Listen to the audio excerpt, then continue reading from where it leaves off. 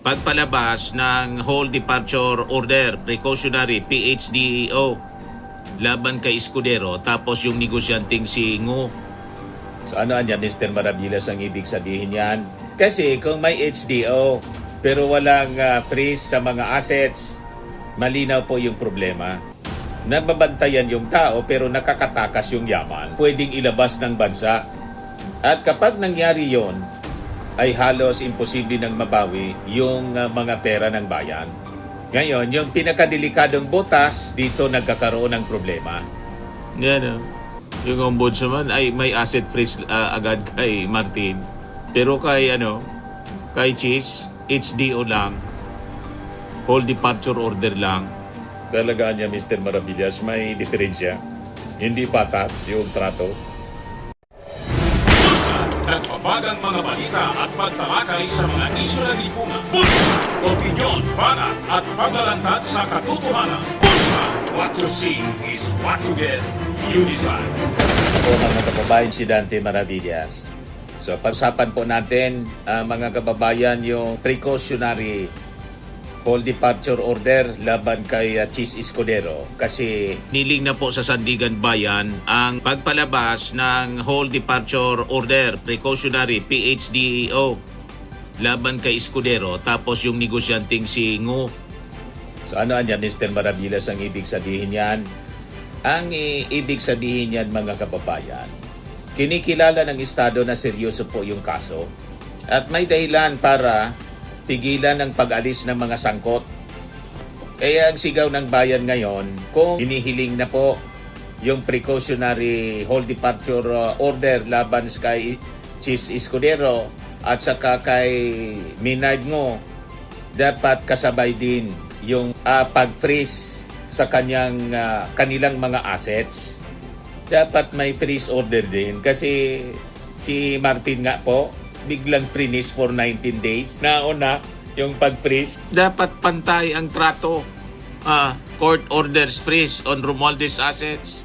10-day freeze. Talaga niya, Mr. Maravillas. Mabilis pagdating kay Martin Romualdez. Mabilis yung galaw. Yun ang sinasabi natin na iba yung tinitingnan, iba yung tinititigan. But anyway, kayang-kaya yan ni Martin Romualdez kasi yung mga basis po ng allegations laban sa kanya, yung mga testimony na yung kay Gutesa, mahina man yun po, mga kababayan.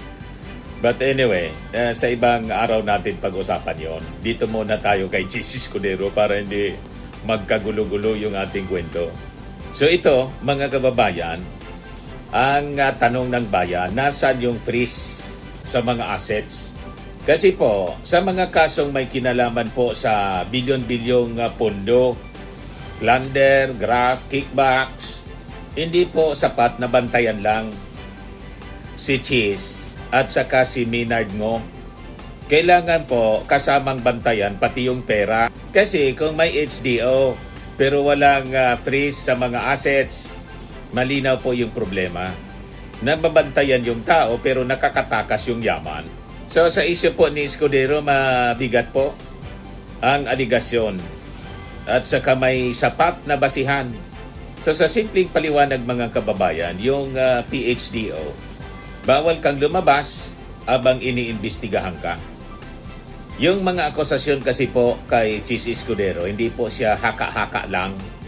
May bigat, 280 million, flood control, kickbacks, may witness, may middleman, yun nga po si Maynard Ngo.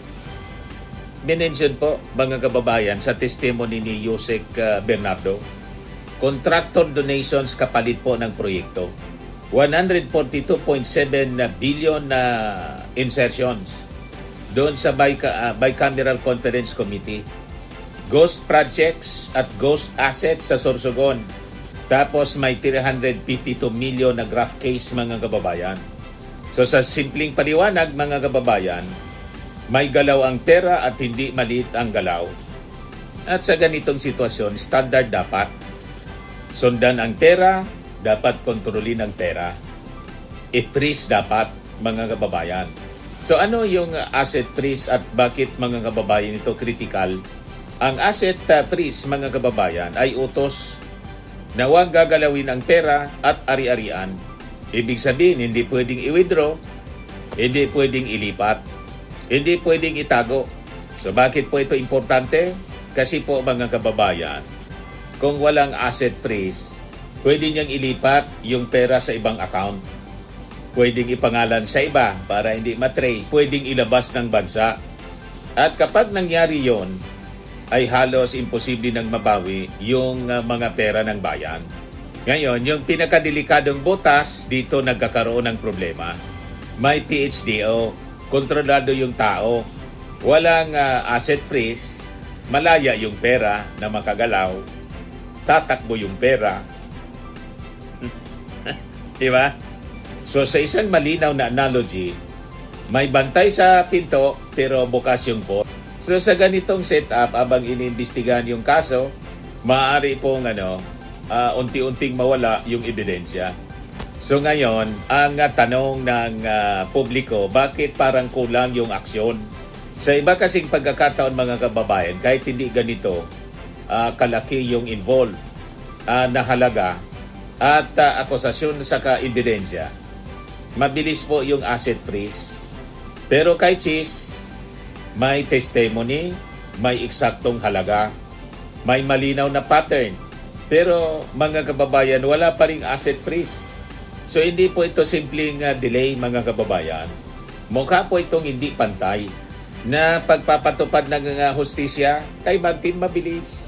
May freeze agad, 20 days. So, kung may basihan mga kababayan sa precautionary full departure order laban kay Cheese Escudero, pati kay Maynard Ngo, dapat may basihan din para sa asset freeze. Ganun lang yon.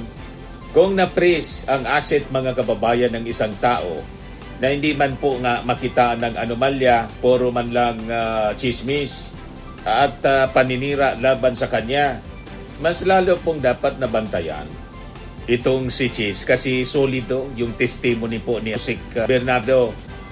So kung pinipigilan po ang taong inaakusahan at nilalapatan ng mga testimonies and evidences, lalo dapat napigilan ang pera ni Cheese Escudero. Kasi po, hindi komplikado yung issue laban kay Cheese Escudero at kay Maynard Ngo. Kaya dapat mga kababayan, kumpleto yung aksyon. Kaya ang tanong, nasaan yung asset freeze? Hindi po sapat na bantayan lang si Cheese Escudero at saka si Maynard Ngo. Kailangan may asset freeze.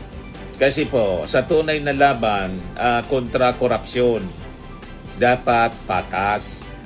Kapag wala asset freeze, siyempre may paraan para makatakas yung mga tinatagong kayamanan. Malamang sa malamang, dila na lang mag-disappear. Yan, yung ombudsman ay may asset freeze agad kay Martin. Pero kay Cheese, HDO lang. Whole departure order lang. Talaga niya, Mr. Maravillas, may diferensya. Hindi patas yung trato. Hindi po patas yung trato. Ayan man lang po mga kababayan yung ating short video. Ako po si Dante Maravillas. Bye-bye. God bless. Swimming and lifting cream, pinapahid po sa mga pulses in affected area. Mainam po sa paninigas ng mga kaso-kasuan.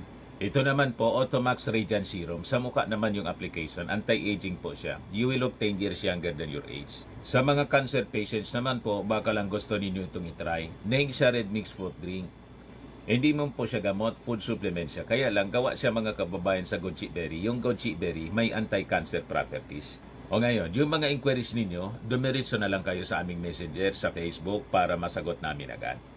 Ayos pa? Ayos na ayos niya, Mr. Maravilla. Sa mga nagana po ng malinis and spacious fitness gym, pumunta lang po kayo sa aming Colossal Fitness Gym.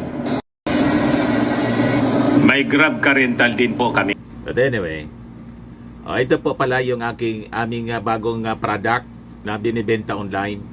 I am worldwide amazing pure organic barley powdered drink mix from Australia.